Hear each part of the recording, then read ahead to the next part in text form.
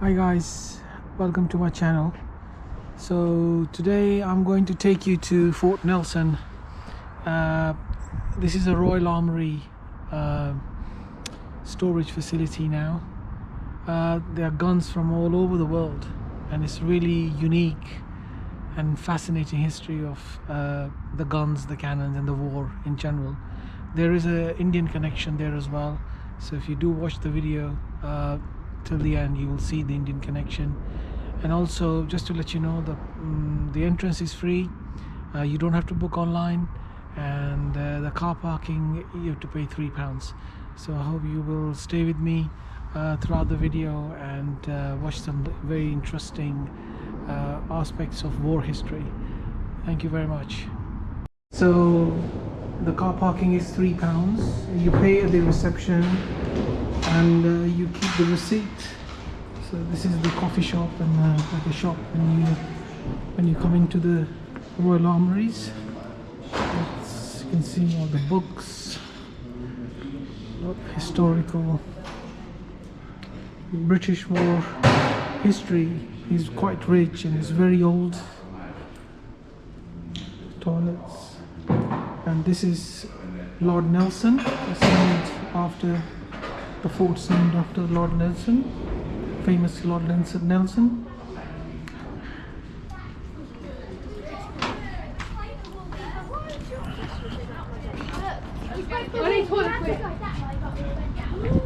So here we are inside the armory, and let's go and have a look.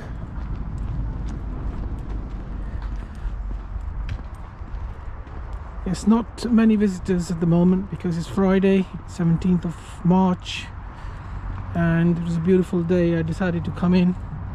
It's nearly 11 o'clock, so obviously you won't find too many people or a rush. Nice time to come in and make a video. So this is the museum. Wow, this is actually a gun. Amazing. It's a Turkish gun, 1464. Medieval wall smasher. That's interesting name. Look at the size of the cannonballs. That's amazing. Oh my god, look at this gun here. Hitting arms for Iraq. This is the Supergun.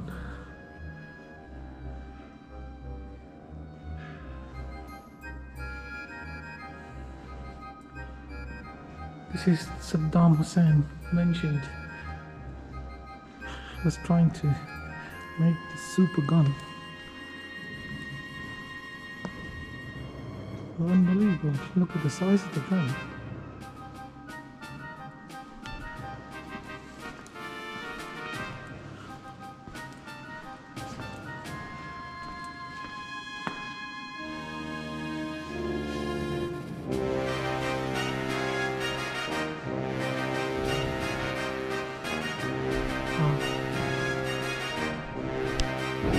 Guys, if you're interested in history, I'm going to zoom in onto the description. Again, to smash trenches and dugouts. This is another gun.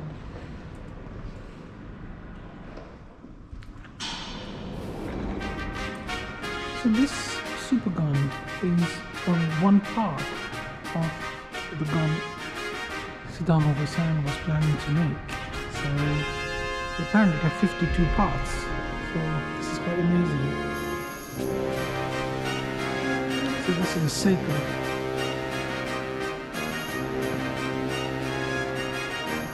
(1800s), 1601. See, the guns, the advent of guns and the gunpowder changed the history of the war, and it gave technological superiority to the West, and where everyone was fighting on horses, and animals. And when the guns came in, it changed the whole nature of the war, and the West was actually became very technologically superior. So, wow, look at this, the Supergun.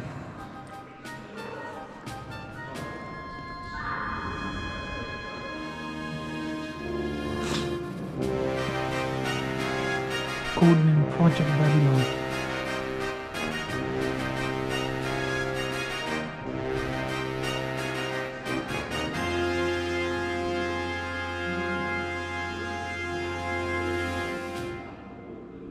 So this is part of that Supergun which Saddam Hussein was planning to make. 1000 mm caliber Supergun. Wow. Into orbit. So if you want to go and read about it, you can pause the video.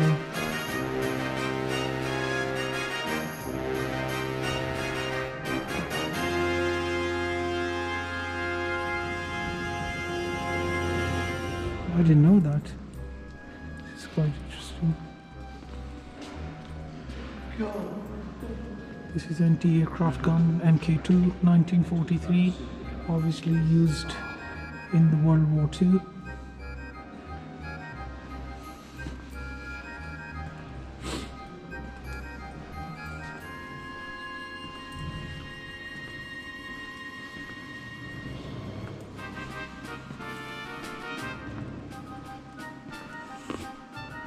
This is the renowned 88 anti-aircraft gun, German, 1944.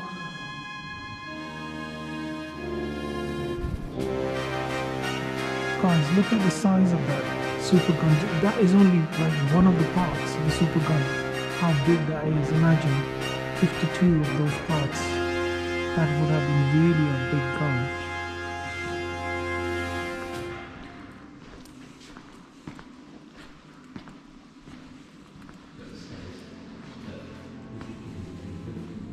This is Howitzer, German, 1918, light field gun.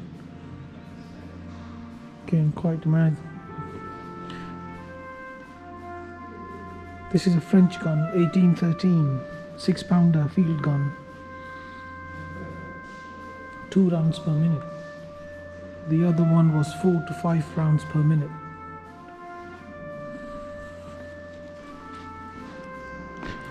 This gun was captured at the Battle of Waterloo during the Napoleonic Wars. It's quite amazing. Obviously French, they were superpower, they were colonial power.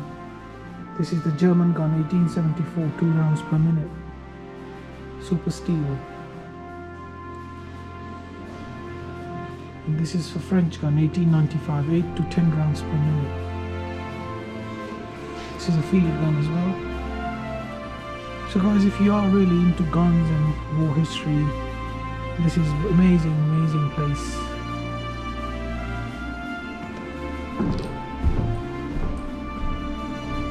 And then this is the history of Fort Nelson, why the Fort Nelson was built. So I'm going to stop the video here for a second and I'll just have a read and I'll come back to you later.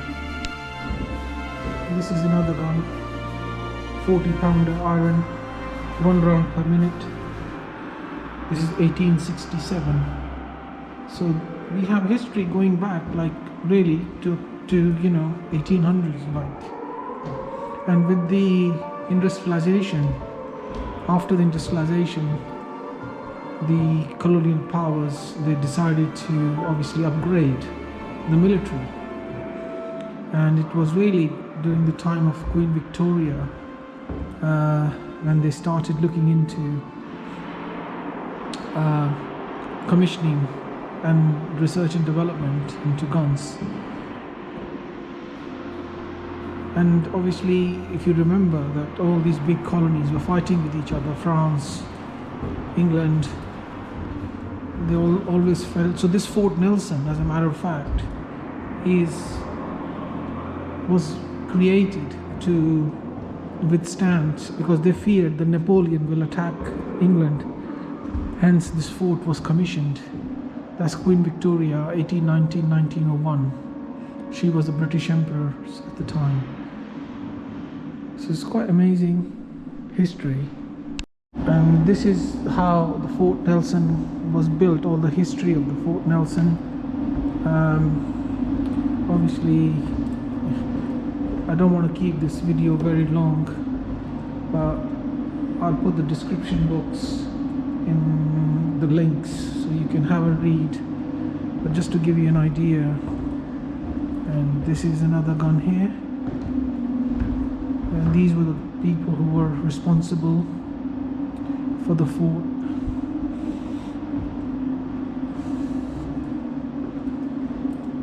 This was the last ditch defense. 32-pounder gun, 2 minutes per round, 1855.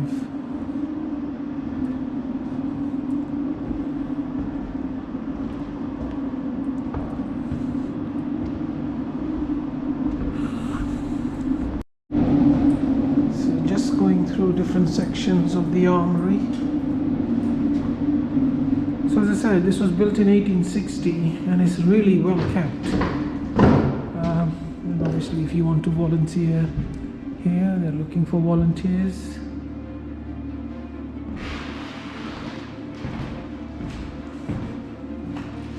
Young men of Portsmouth, if you don't know what you suffer, lost over my next one.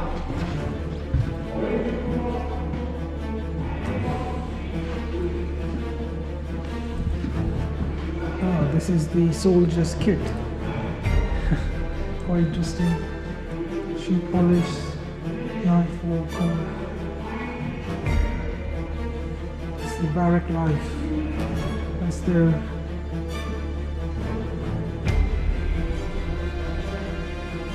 the soldier.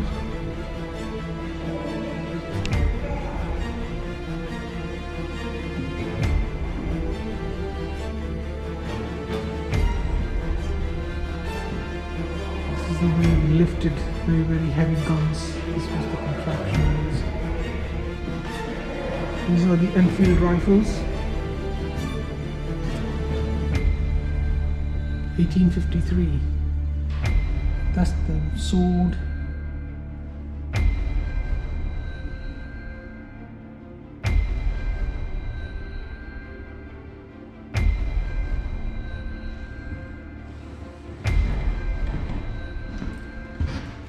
This is the hospital at the time.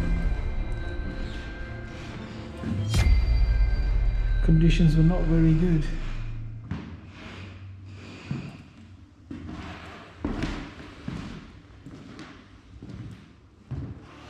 And obviously at the time, a lot of soldiers used to die.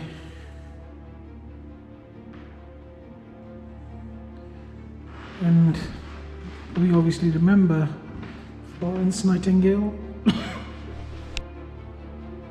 Actually, she's very famous. And the other is Mary Seacole, nurse from Jamaica, who wanted to go to the Crimea to have British soldiers serving there. And her application was rejected, but she went on her own. So there are some human experiences. And I'm sure a lot of people will relate with this. This is a hand pump.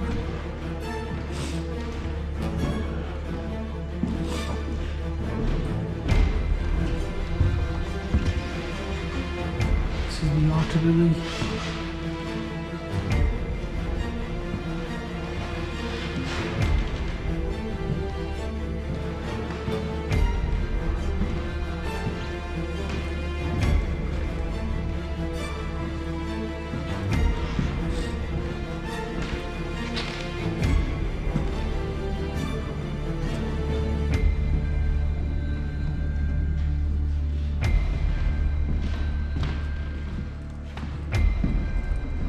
is a French gun, 1879, Hotchkiss 37mm revolving gun. I mean, what I liked about this one I noticed was the carving and the metal carving done on this is so beautiful.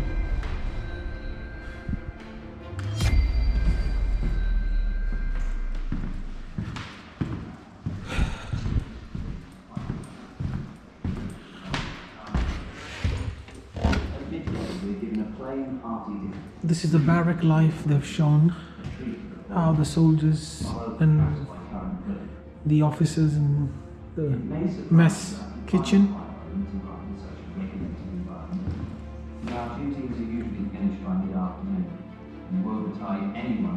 There's a commentary going on in the background just to giving you the history. This is the kitchen, look like.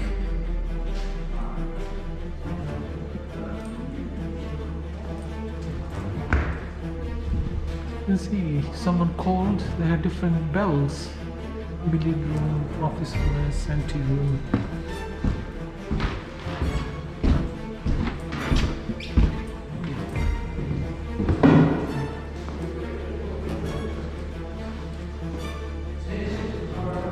Olive tree.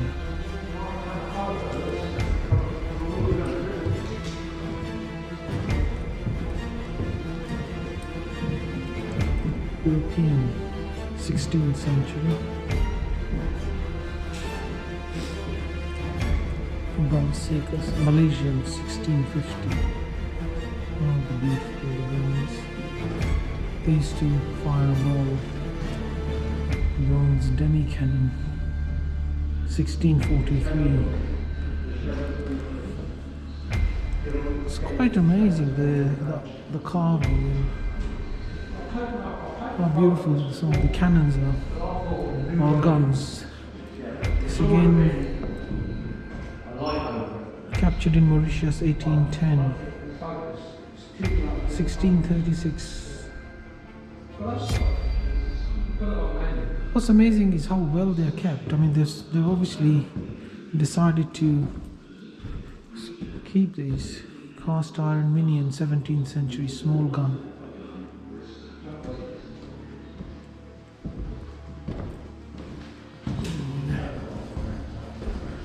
Bronze 9-pounder, 1672.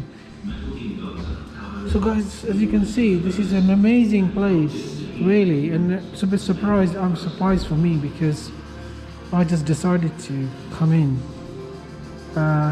you know, spontaneously. Thought I'll show you guys and I'll come here myself. So this is again a bronze minion, 1551. Can you believe this? 1520. Amazing.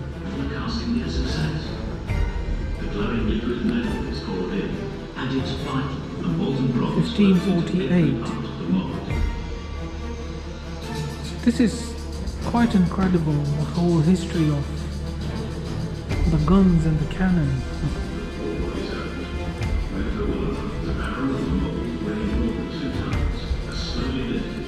1450, iron bombard, wrought iron bombard, the English big gun.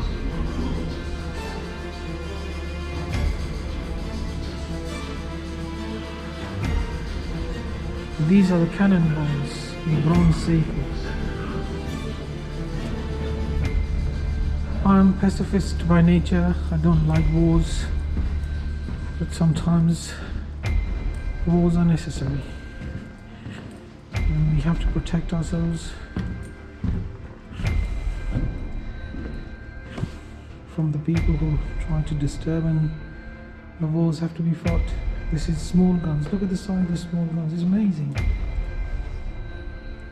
Again, 1800 mortars. It's evolution of. Oh, these are the cannon locks. Wow.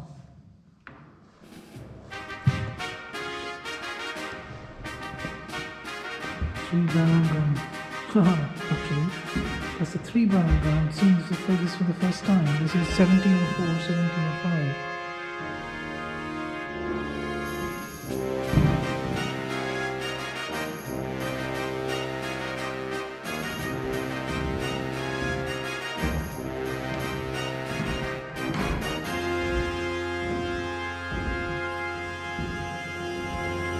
24 pounder gun, 1811.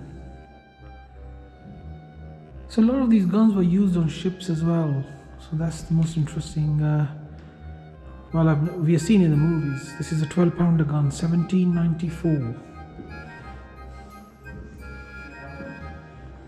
This Hoytzer 1774 bronze 8-inch.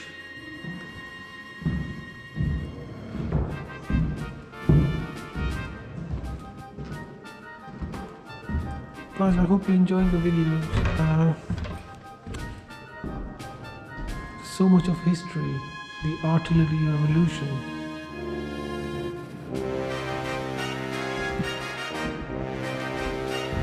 Bronze pounder. Field gun, 1840. Imagine, look at the artwork on this. It's really like beautiful. They're not just, obviously, they took pride in this technology and these guns, and the way they've been logos and emblems in the artwork is quite beautiful sort of thing. It's a muzzle loading gun, again 1862, 1870. Looks like they were on the ship, the Royal Gun Factory, Woolwich. So with industrialization, I suppose this was accelerated.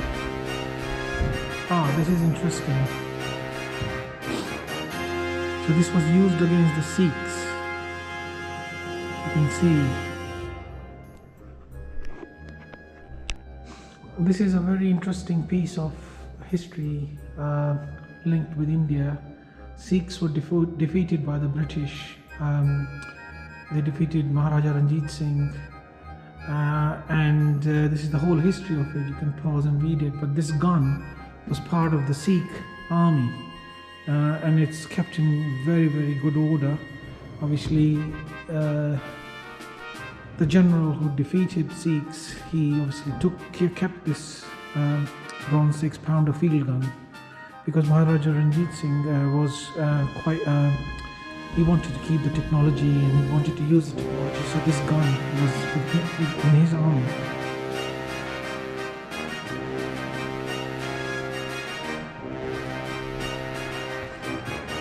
This is the art of artillery. I was saying to you earlier that how beautiful the artwork on the army is. I mean, on the gun is just so beautiful, amazing.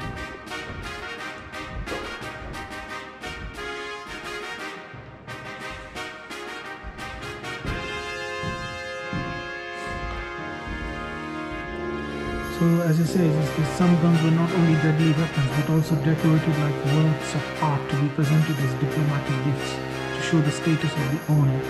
In few cases their decoration affected their ability to fire.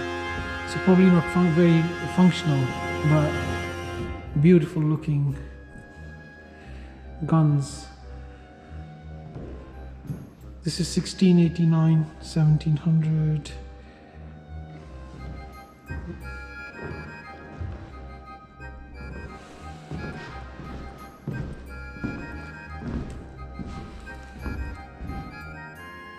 Small mortar, bronze gun. This is was taken from Mandalay, the King Thibaw of Mandalay in Burma after the British victory in 1885. How beautiful this gun is. Wow.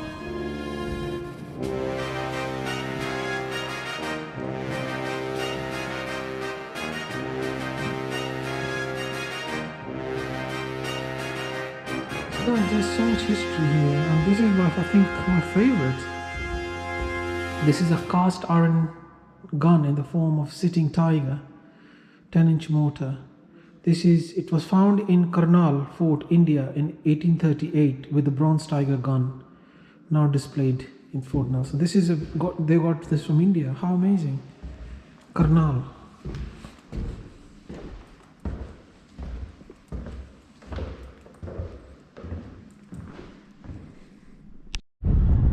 You can also go to the main tunnels.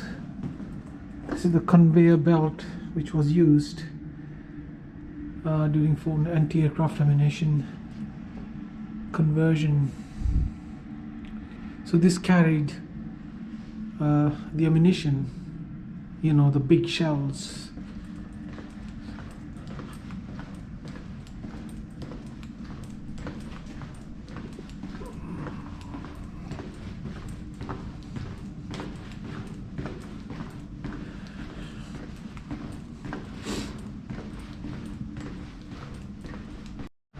These are the tunnels here to transport soldiers and ammunition.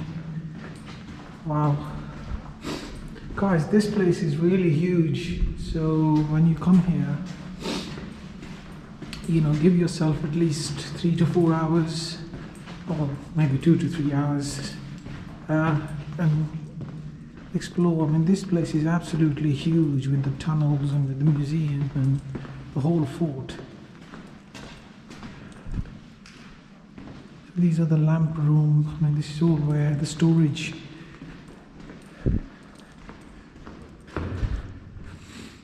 The whole history of the this shifting lobby. Gunpowder was kept. Oh wow, okay. So this is where the gunpowder was kept.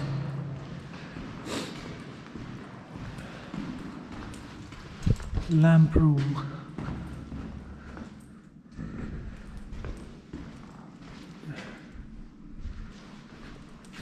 Well organized.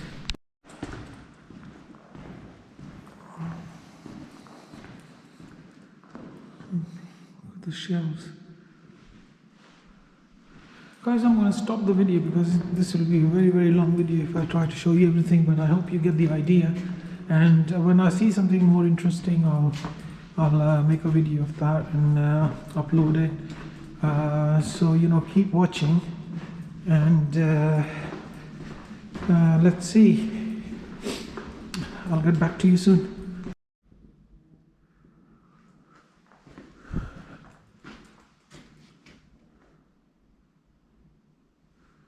So there are guns placed. Look at these guys.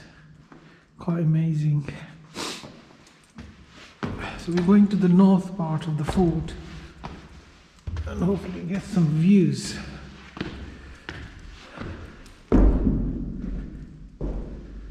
So very, very well designed fort.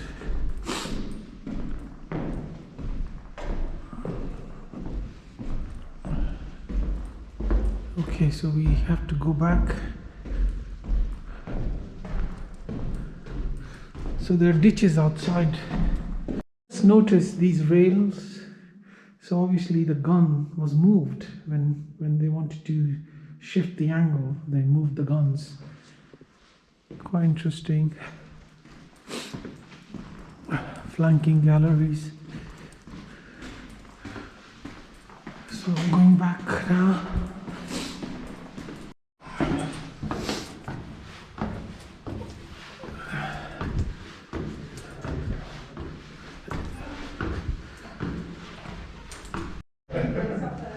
They kept some more guns here. North Motor Battery.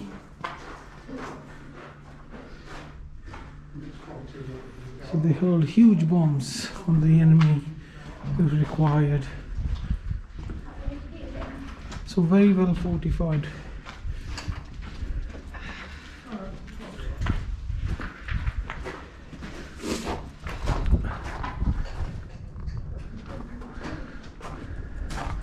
Let's go out and yeah, before I forget guys, the entrance is free, so there's no charge,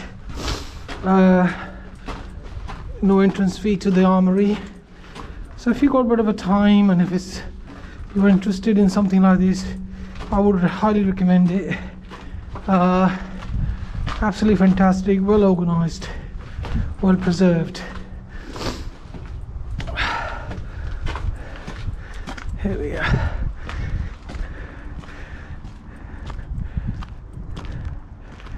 Some more guns. The Chinese bronze guns.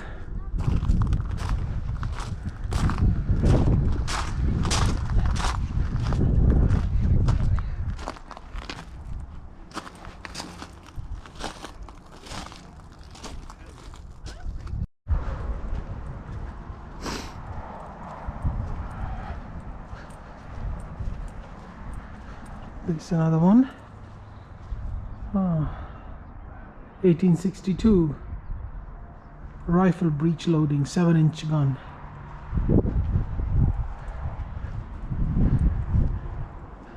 I want to head out now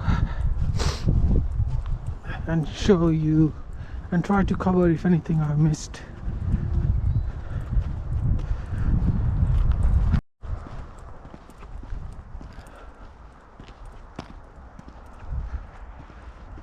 Chelsea. This must be on the ships.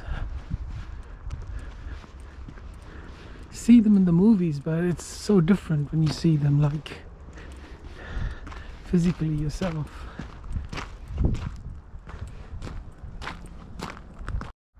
Guys, this is the railway Hoitzer. It's mounted on rail. So some more guns. 1898 field gun.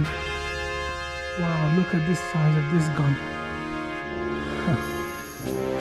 200 ton railway Hoitzer. 1918. Range 12.7 miles.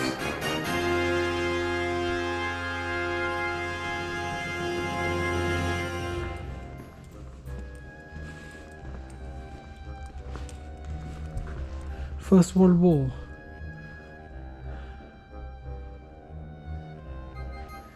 Wow. Railway Hoitzer. Amazing. 12.6 miles the range.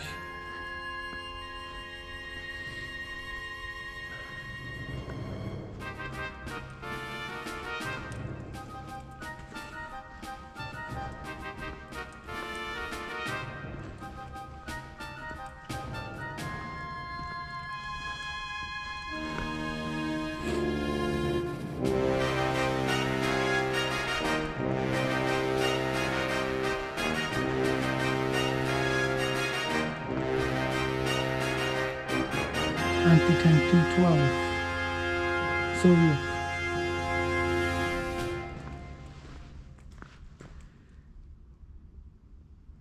Soviet 1940. These are mostly here Soviet. 1938.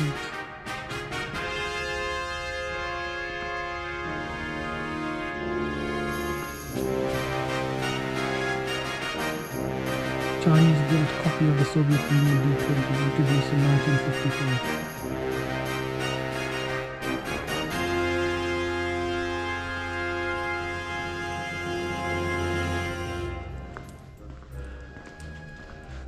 Is this a part of the Supergun? Yes, it is. Saddam Hussain Supergun. It's a gun tube.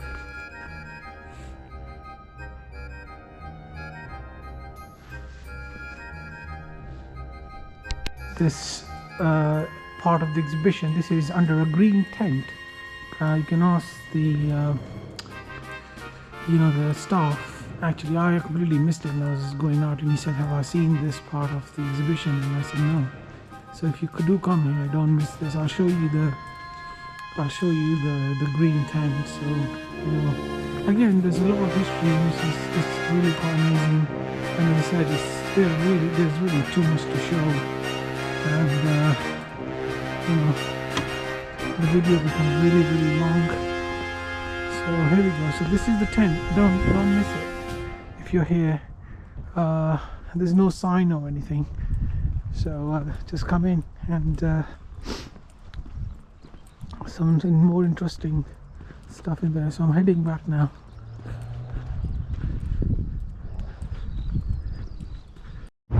So guys, I hope you enjoyed that video. I know it's a bit long, but I hope it was well worth it. And for me, the most fascinating aspect was Maharaja Ranjit Singh's the gun from his army. It's quite fascinating, and we're heading back now. So see you soon. So guys, that was as I said, end of the video. Just quickly showing you around the canteen and the coffee shop. A beautiful day today, and hope to see you soon.